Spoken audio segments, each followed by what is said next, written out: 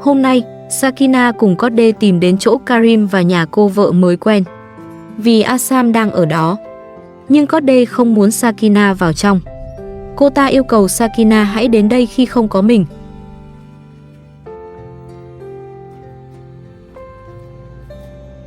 Sinh tồn tự nhiên review, hãy đăng ký và theo dõi chúng tôi. Đây là động lực to lớn để chúng tôi tạo ra những video thật ý nghĩa gửi đến người xem.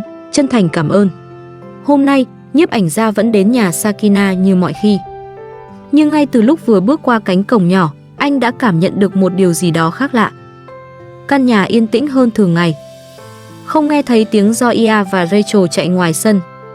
Không có tiếng trẻ con gọi mẹ từ trong phòng. Nhiếp ảnh gia nhìn quanh rồi hỏi: "Các con đâu rồi?" Sakina đáp: "Tôi đã gửi các con sang cho cô gái hàng xóm trông giúp." Joia và Rachel đang ở cùng Hasti, con gái của người hàng xóm.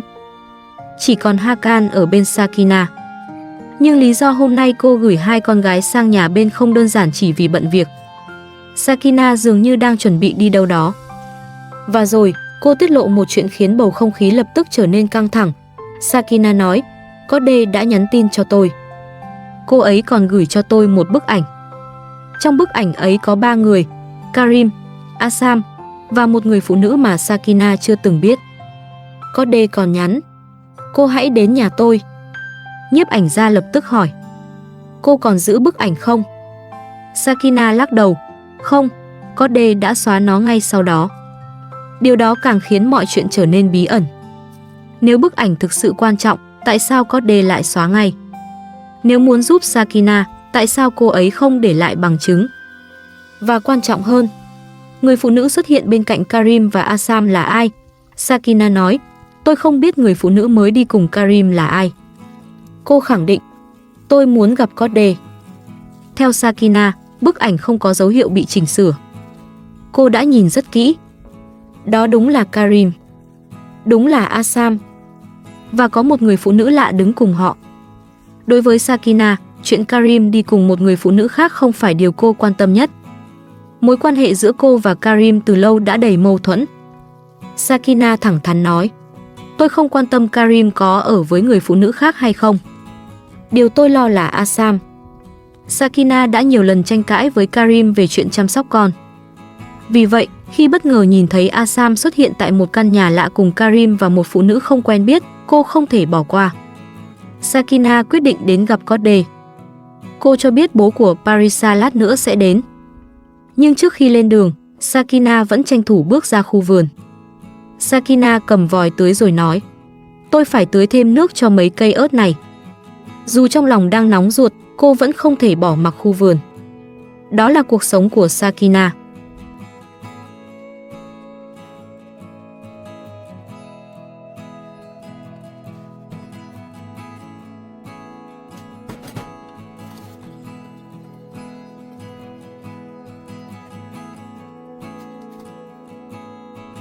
Một lúc sau, bố của Parisa đến. Sakina bế Hakan lên xe. Sakina không biết chuyến đi này sẽ dẫn đến đâu. Cô chỉ biết rằng mình phải tìm hiểu xem Asam đang ở đâu và người phụ nữ trong bức ảnh có liên quan gì đến con trai mình.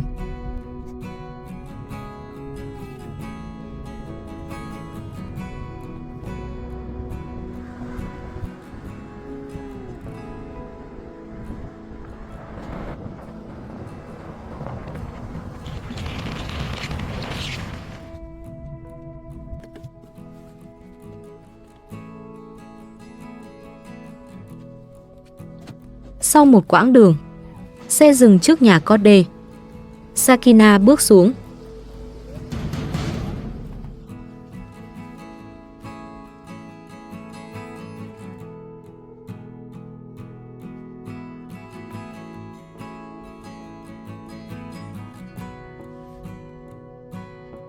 Sau đó, Code đã đi ra chào.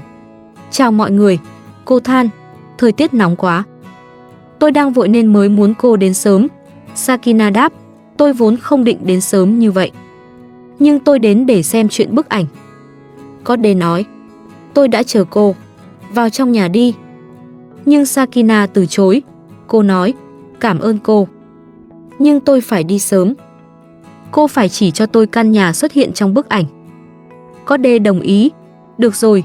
Tuy nhiên, Sakina vẫn chưa tin cô hoàn toàn. Cô nhìn thẳng Code rồi nói, một ngày nào đó, cô cũng có thể lại đứng cùng Karim để gây phiền phức cho tôi. Ngày mai cô có thể quay về phía anh ta. Vậy làm sao tôi có thể tin cô? Sakina thậm chí còn nghi ngờ. Có thể cô đang dùng Karim để tiếp cận tôi. Code lập tức nói, tôi có bằng chứng chống lại Karim. Tôi chụp ảnh chính là để chứng minh cho cô. Nhưng Sakina không muốn bị cuốn vào mối quan hệ giữa Code và Karim. Cô nói, tôi đến đây chỉ vì chuyện của tôi. Nói chính xác hơn, cô đến vì Asam. Code bảo. Không lâu sau, cả hai cùng lên xe. Họ bắt đầu di chuyển. Trên đường đi, Code cảnh báo, tôi sẽ chỉ địa chỉ cho cô. Nhưng cô không được tự ý bước vào nhà. Cô nói thêm, tôi không muốn Karim phát hiện chuyện này quá sớm. Sakina lập tức phản ứng, chờ đã, trước tiên cô phải chỉ cho tôi chính xác căn nhà đó. Cô nói, Karim không có quyền đưa con tôi đến nhà của một người phụ nữ khác. Code tiếp tục chỉ đường, đi thẳng đi. Nhưng càng đến gần địa chỉ, Sakina càng cảm thấy không yên tâm. Cô quay sang Code, mục đích của cô và Karim có phải chỉ là làm phiền tôi không? Code phủ nhận, tôi không còn liên quan đến Karim. Nhưng cô cũng thừa nhận, tôi có quyền biết anh ta đang qua lại với ai. Code kể rằng hôm nay Karim không trả lời cô. Vì vậy, Code mới quyết định gửi bức ảnh cho Sakina. Cô nói, anh ta không trả lời tôi. Vì anh ta đang ở cùng một người phụ nữ khác nên tôi phải gửi ảnh để cô tin. Nhưng Sakina vẫn nhắc lại, tôi đến chỉ vì Asam. Điều cô muốn biết duy nhất là tại sao Asam lại bị đưa đến đó. Code nói, hôm nay tôi sẽ chỉ cho cô căn nhà. Sau này cô có thể tự đến bất cứ lúc nào. Nhưng hôm nay đừng vào. Bởi vì tôi đang đi cùng cô. Sakina cảm thấy lời giải thích ấy có gì đó bất thường. Cô hỏi, Karim và cô vẫn đang làm phiền tôi phải không? Tôi chỉ muốn biết vì sao Asam lại ở cùng người phụ nữ lạ đó. Code đưa ra một thông tin khiến Sakina càng lo lắng hơn. Karim đến căn nhà của người phụ nữ này mỗi ngày.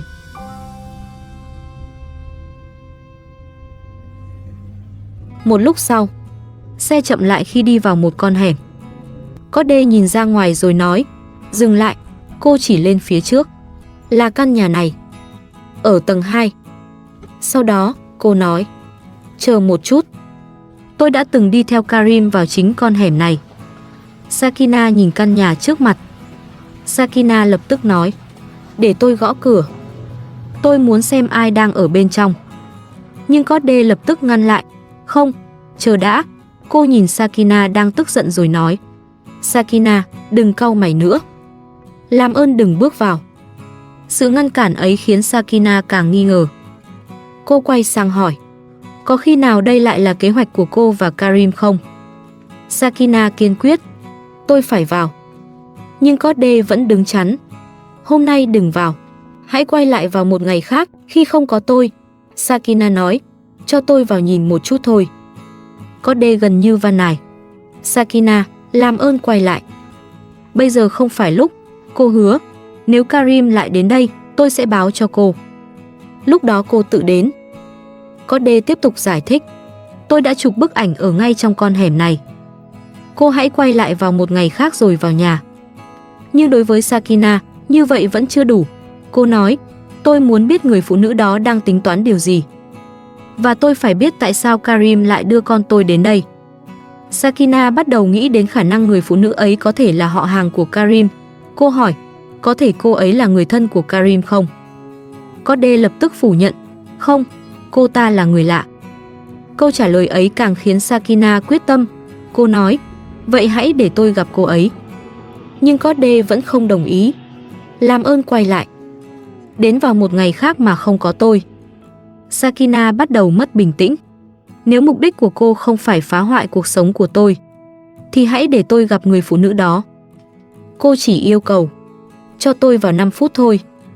Nhưng Code vẫn nói, không, hôm nay không được. Cô hãy đợi thêm một ngày. Karim không được biết tôi đưa cô đến đây. Không phải hôm nay, hôm khác nhé. Sakina cuối cùng cũng dừng lại, nhưng cô vẫn dặn, nếu Karim quay lại đây, cô phải báo ngay cho tôi.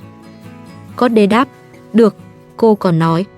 Khi có thời điểm thích hợp, cô hãy đến căn nhà này càng sớm càng tốt. Nhưng hôm nay hãy bỏ qua. Sakina vẫn không cam lòng. Cô nói, tôi cần biết tại sao Asam lại đến đây. Có đế đáp, cô không tin tôi nên tôi mới phải gửi bức ảnh đó. Cuối cùng, Sakina miễn cưỡng chấp nhận. Được rồi, hôm nay tôi sẽ không vào. Nhưng cô lập tức cảnh cáo. Nếu cô lừa tôi sẽ kiện cô. Có đế đáp, được, khi nào Karim bước vào căn nhà này, tôi sẽ báo. Cuộc nói chuyện vẫn chưa kết thúc. Sakina lại hỏi, tại sao cô cứ ngăn tôi gặp người phụ nữ đó? Có đế nói, chúng ta sẽ sớm biết thôi. Hãy kiên nhẫn. Sau đó, cô tiết lộ thêm một chi tiết.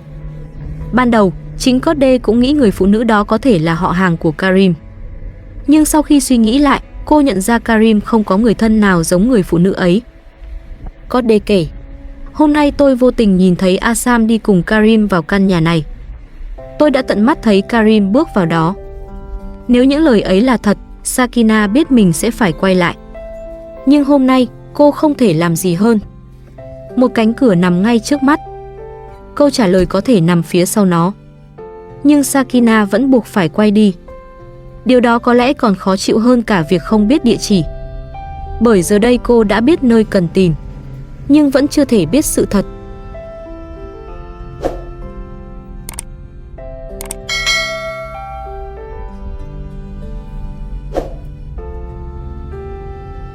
Sau đó, Sakina đưa Code trở về nhà. Rồi cô cùng Hakan quay lại căn nhà nhỏ của mình. Chuyến đi kết thúc mà gần như không có câu trả lời rõ ràng. Karim thực sự thường xuyên đến căn nhà ấy hay không? Người phụ nữ kia là ai? Tại sao Asam lại đi cùng họ? Và quan trọng nhất, Code thật sự đang giúp Sakina hay chỉ đang kéo cô vào một cuộc xung đột mới? Không ai biết. Trở về nhà, Sakina không có nhiều thời gian để tiếp tục suy nghĩ. Zoya và Rachel vẫn đang ở nhà hàng xóm. Cô lập tức nhắn cho Hasti đưa hai đứa trẻ về. Một lúc sau, cô gái hàng xóm dẫn Zoya và Rachel trở lại. Sakina các con rồi nói, trong nhà đã mát rồi, đưa bọn trẻ vào trong đi. Sau chuyến đi căng thẳng, căn nhà nhỏ lại trở về với những âm thanh quen thuộc. Sakina bắt đầu nghĩ đến bữa ăn. Chiều nay tôi sẽ chiên rau. Rồi cô nhìn Hakan. Thằng bé uống rất nhiều nước. Thời tiết quá nóng nên cô phải liên tục để ý xem Hakan có uống đủ nước hay không.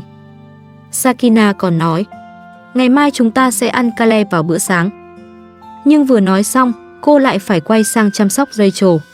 Tôi phải đưa Rachel đi vệ sinh. Rồi lại đến Hakan. Cậu bé cứ quanh quẩn khi mẹ chuẩn bị cà chua. Sakina nhắc, Hakan, đừng làm phiền mẹ khi mẹ đang làm việc. Một lát sau, ngồi xuống đi. Zoya, đừng chạm vào. Giờ đây cô lại trở về đúng với vai trò quen thuộc nhất của mình. Một người mẹ. Một người phải để mắt đến từng đứa trẻ trong khi tay vẫn đang chuẩn bị bữa ăn. Bữa trưa hôm ấy rất đơn giản. Không có món ăn cầu kỳ. Chỉ có trứng chiên với cà chua. Ăn cùng những miếng bánh mỏng quen thuộc. Sakina, các con và cô bé hàng xóm ngồi lại với nhau. Sau tất cả những căng thẳng bên ngoài, một bữa ăn đơn sơ trong căn nhà nhỏ lại trở thành khoảng thời gian bình yên hiếm hoi. Chỉ có những đứa trẻ ăn uống và Sakina liên tục để ý xem chúng đã no chưa.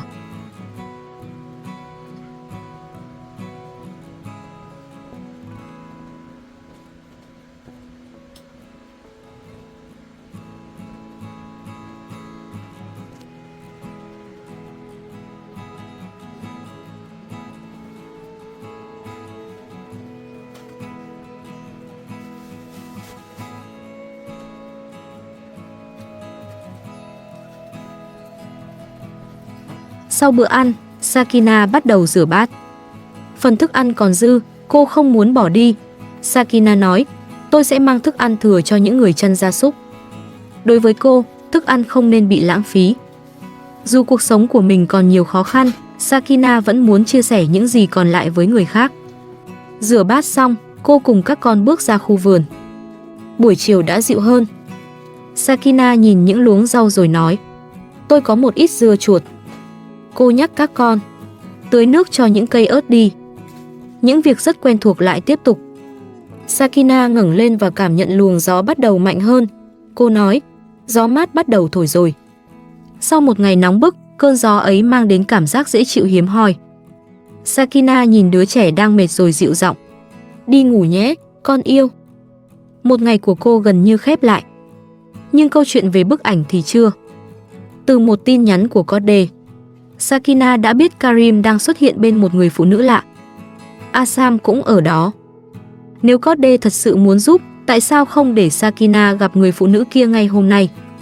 Nếu cô sợ Karim phát hiện mình đã tiết lộ địa chỉ, vậy tại sao lại đưa Sakina đến tận nơi? Và nếu đây thật sự chỉ là chuyện riêng giữa Karim với một người phụ nữ khác, tại sao Asam lại xuất hiện cùng họ? Đó mới là câu hỏi Sakina không thể bỏ qua. Cô không còn quan tâm Karim đang sống với ai, không muốn quay lại với anh, cũng không muốn chen vào chuyện tình cảm của Karim và Code. Nhưng Asam là con cô. Hôm nay, cô đã chấp nhận quay về. Nhưng không có nghĩa câu chuyện kết thúc. Và lần tới, Sakina có thể sẽ không đứng bên ngoài nữa. Có lẽ cô sẽ tự mình gõ cánh cửa ấy, tự mình nhìn vào bên trong. Nhưng liệu ngày mai, khi Sakina quay lại, sự thật phía sau cánh cửa ấy sẽ là gì? Một sự hiểu lầm, một người họ hàng mà không ai biết, hay một bí mật khác mà Karim đã cố tình che giấu? Hiện tại, Sakina vẫn chưa thể biết. Bởi lần này, Sakina không tìm kiếm Karim. Cô chỉ đang tìm câu trả lời cho con trai mình. Và cho đến khi biết chính xác Asam đã được đưa đến đâu, ở cùng ai và vì lý do gì, có lẽ người mẹ ấy sẽ không thể thật sự yên lòng.